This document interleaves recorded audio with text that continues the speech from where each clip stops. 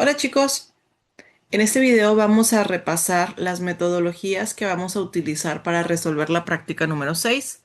Esta es la práctica de identificación de pseudogenes y secuencias repetitivas en genomas eucariotas. Las competencias de la práctica es que los estudiantes desarrollen la capacidad de identificar, caracterizar e interpretar pseudogenes y secuencias repetidas en genomas eucariotas, integrando herramientas bioinformáticas con fundamentos de genómica estructural y evolutiva. Asimismo, analizarán su origen, organización y posible impacto funcional, comprendiendo su papel en la dinámica, regulación y evolución del genoma humano. Los objetivos de la siguiente práctica es que aprendan a identificar pseudogenes en secuencias genómicas eucariotas con base en las características estructurales de los mismos, que puedan diferenciar entre los tipos de pseudogenes, procesados, no procesados, reconocer mutaciones puntuales, ya sea por cambio de marco de lectura, codones de paro, de lesiones, identificar y clasificar secuencias repetidas, distinguir entre distintos tipos de repeticiones, analizar la distribución y abundancia de secuencias repetidas en el genoma, interpretar el origen evolutivo de los pseudogenes y secuencias repetitivas, así como evaluar el posible papel funcional o regulador de los genes y relacionar las secuencias repetidas con procesos de variabilidad, recombinación y reorganización genómica para poder integrar toda la información y pues hacer propuestas de implicaciones biológicas.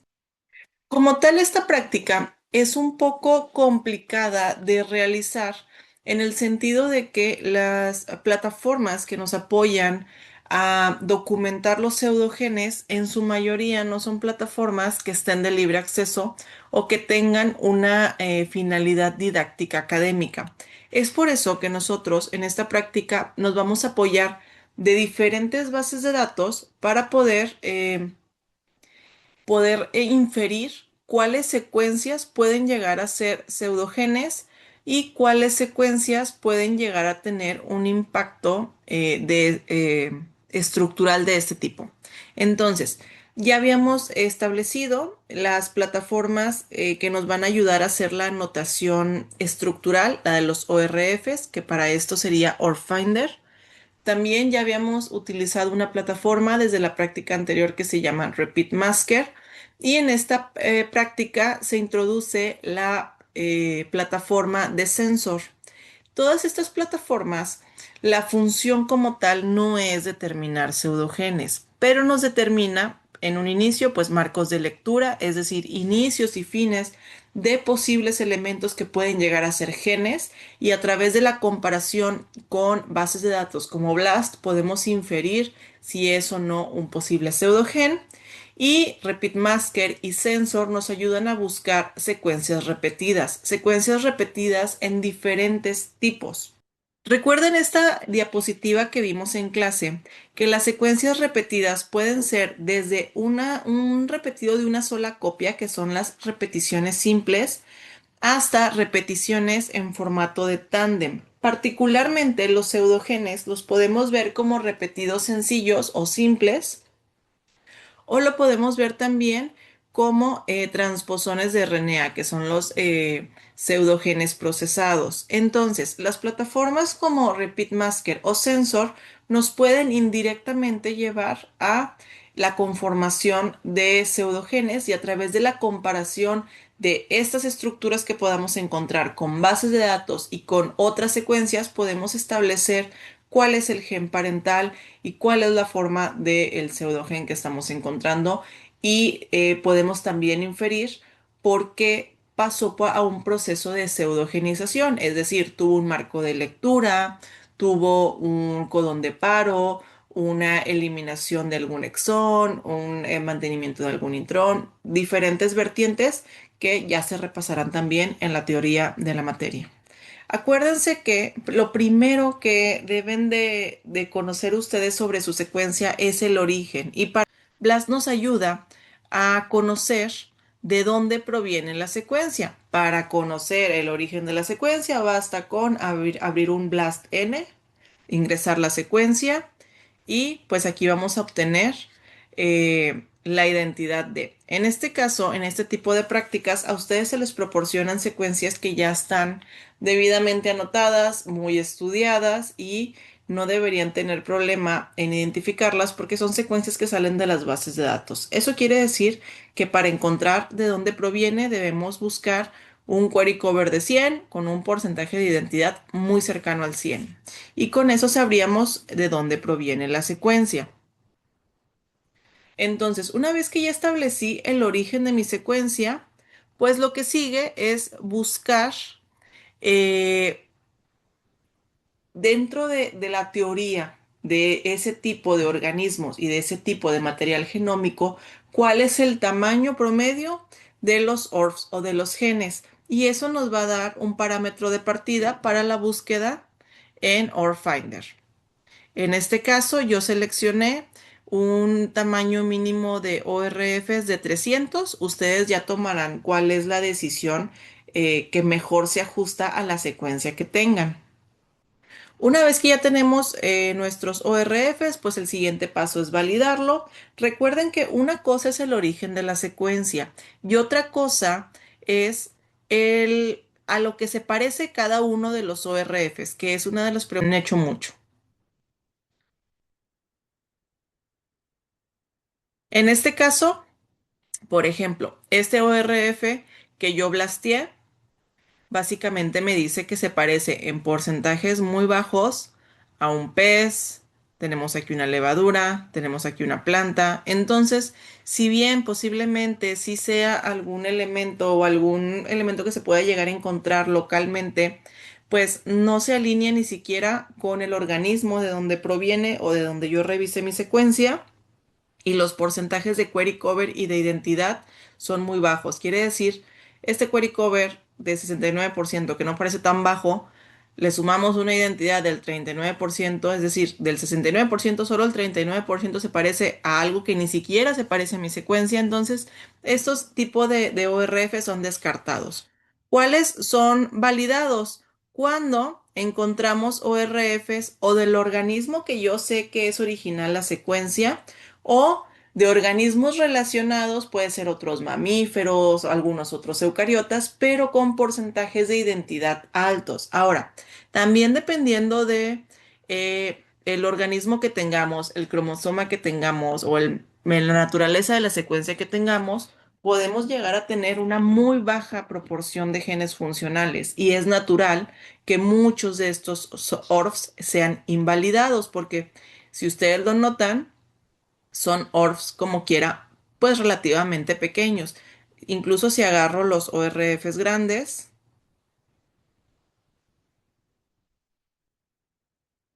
aquí sí puedo llegar a encontrar algunos organismos pues similares al origen de la secuencia, pero fíjense, el query cover es muy bajo. Si bien la identidad pues está bien, el query cover es muy bajito. Entonces, pues seguimos teniendo posiblemente puros restos de fragmentos, pero que no corresponden como tal a un gen. Ahora, como les dije hace un momento, tienen que validar muy bien la naturaleza de la secuencia para poder darle un sentido a los ORFs que estamos viendo. Como parte del primer sesgo, pues tenemos que evaluar todos los ORFs, ver cuáles pudiesen ser genes, cuáles no pudiesen ser genes, estudiar el origen de la secuencia, estudiar un poco si es de tal organismo y tiene múltiples cromosomas, estudiar un poco al cromosoma al que pertenecen para poder darle una explicación lógica a nuestra secuencia. Los pseudogenes usualmente no están anotados, muchos no tienen un codón de inicio o un codón de término. Por ende, ORFinder difícilmente nos va a marcar un ORF como un pseudogen. Sí es posible, pero difícilmente va a ocurrir. Ahora, en Repeat Masker no me voy a meter mucho porque esta plataforma ya la vimos en el video pasado, no tiene mucho sentido que sea redundante la búsqueda a través de esa plataforma, además de que esa plataforma no nos permite ingresar toda la secuencia que se les proporcionó. Incluso con OrFinder tenemos ciertas limitaciones, ustedes tienen que hacer ahí ciertos movimientos a veces de partir la secuencia o procesarla de cierta forma para que podamos ver el total de los ORFs, pero nos vamos a ir a la plataforma ahora de Sensor para ver qué tipo de resultados nos da. Ahora en Sensor, yo aquí ya me adelanté de los resultados porque se tarda un poco por el tamaño de la secuencia. Y si se fijan, aquí tenemos una serie de elementos que se encontraron. La secuencia es muy larga, entonces van a encontrar una gran cantidad de elementos. Yo les recomiendo que a la hora de reportar estos elementos los categoricen. Eso se hace muy sencillo, se pasa esta tabla a un Excel y básicamente con eso pueden, en lugar de ponerme cada uno, por ejemplo, centrándome en estos que dicen ser neg 1.2, en lugar de ponerme este y este y este y este, pónganme que en total son, no sé, 11 de este tipo, que es un tipo de repetición interespaciada y ya. O sea, de esa forma reducimos la mayor cantidad de entradas en su tabla. En general, esta plataforma es muy amigable porque cuando nosotros le damos clic a cada uno de estos elementos, nos da una explicación de a qué tipo de secuencia se refiere, dónde están reportadas. Aquí podemos ver si son transposones de DNA, por ejemplo, este es un transposón de DNA, de RNA. Podemos ver si la similitud que tiene contra las versiones reportadas, etcétera. Entonces, creo yo que de aquí pueden llegar a ser posibles inferencias hacia los pseudogenes. Esto va a depender totalmente de la secuencia que ustedes tengan. Ahora, una plataforma que no viene en su manual, pero se las comparto a través de este medio, yo creo que va a ser incorporada en la próxima edición de esa práctica, es el Genome Browser. Genome Browser es una plataforma que también está conectada con el NSBI. Básicamente, en el Genome Browser, ustedes pueden, es este Genome Browser, UCSC Genome Browser. Esta plataforma básicamente contiene pues toda la información de genoma humano. Es uno de los genomas que están más reportados, más estudiados, más caracterizados. Entonces, usualmente en este tipo de prácticas casi siempre se les comparten secuencias de genoma humano. Y aquí tiene diferentes funciones. Yo les voy a compartir dos que les pueden ayudar a la búsqueda de pseudogenes. Una de ellas es el BLAT, que es lo mismo que el BLAST, pero en este caso, pues de esta plataforma. En el BLAST, ustedes aquí ingresan la secuencia, tiene una limitante de tamaño, eso es bien importante resaltarlo porque pues ustedes van a tener que hacer particiones de sus datos, pero esto nos va a ayudar a ver dentro del Genome Browser en dónde encajan nuestros datos para poder explorarlos. Yo aquí tengo ya abierta la salida de datos y fíjense, aquí me dice que mi secuencia se encuentra dentro de, como tal, dos secuencias, cromosoma Y, cromosoma X. Ustedes tendrán que evaluar cuál es la correspondiente, la correcta. Si se fijan en el BLAST, me salía algo muy parecido. Y a mí lo que me interesa más, dentro de estas secuencias, de cualquiera de estas secuencias, cuál es la posición de inicio y cuál es la posición de término. Acuérdense que en el BLAT nos obliga a cortarla, entonces esta no es la posición de inicio y término real, porque corresponde nada más al fragmento que nosotros ingresamos. Si nos vamos al BLAST, fíjense, yo aquí abrí una secuencia y me fui a el alineamiento y me dice que de esta secuencia de cromosoma X tengo las posiciones desde la 23.300 hasta, voy a bajar, porque sí está, son alrededor de 69.000 nucleótidos, me parece la secuencia que se les proporcionó.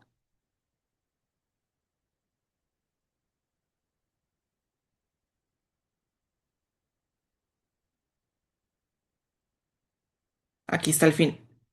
Desde la 23.300 hasta la 93.200. Entonces, esto es un dato muy valioso porque me da el inicio y fin de la secuencia que yo tengo problema dentro de un cromosoma humano. Entonces, con estos datos, yo me voy al Genome Browser Y aquí yo puedo ingresar la posición para poder desglosar qué hay anotado y caracterizado dentro de la plataforma. Entonces vamos a eso.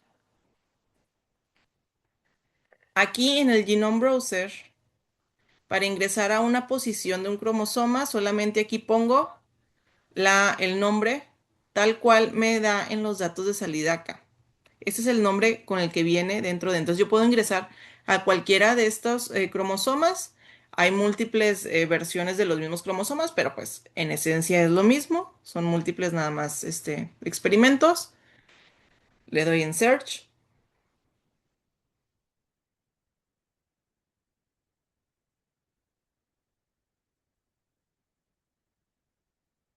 Y fíjense, me da todo el cromosoma y me da múltiples datos de salida. Entre ellos, me voy a ir abajo a la categorización.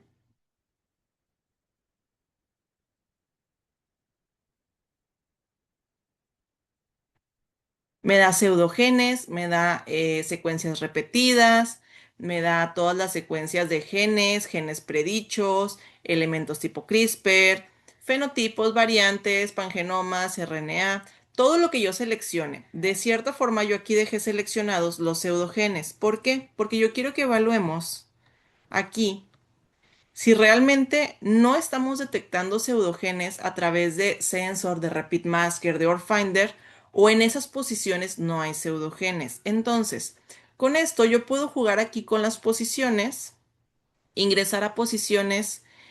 Si se fijan, nosotros teníamos desde la 23.300 a la. Entonces, básicamente nosotros teníamos el inicio del cromosoma. Y ahí podemos tener diferentes tipos de datos. Acuérdense que las regiones centrómeras, satelitales y teloméricas son pobres en genes en general y ricas en repetidos. Entonces es importante que nosotros conozcamos nuestros datos. Si se fijan, aquí tenemos toda la determinación de pseudogenes.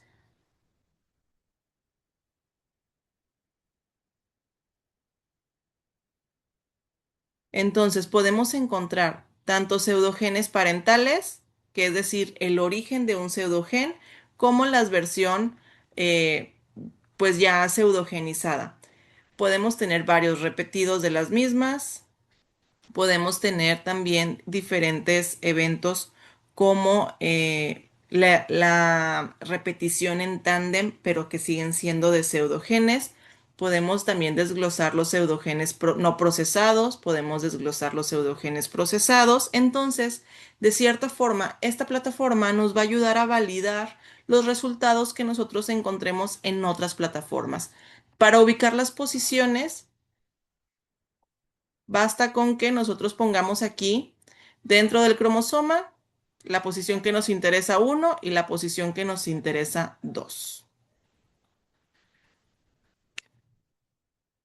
Y esto nos va a dar el rango que yo esté buscando. Entonces, una vez que establecimos cuál es el pseudogen parental y cuál es el pseudogen, el procesado o el no procesado o la copia o las múltiples copias, lo que sigue para determinar el origen de la pseudogenización es o hacer comparativas de alineamientos, ya sea locales o globales, o hacerlo contra las bases de datos. Entonces, de esta forma vamos a conocer si fue un tema de eliminación o retención de intrones exones, de cambio de marco de lectura o de presencia de codones de término prematuros. Entonces, para esto va a depender completamente del pseudogen que estemos trabajando, de la secuencia y del organismo que estemos trabajando, pero pues el punto de partida es lo mismo. Entonces, espero que con esta plataforma podamos complementar los datos que van a obtener tanto en OrtFinder, Sensor y Repeat Masker para poder hacer una búsqueda exitosa de pseudogenes. Muy bien, chicos, entonces cualquier duda que tengan adicional respecto a la práctica, voy a estar al pendiente a través de mensaje directo. Nos vemos en clase.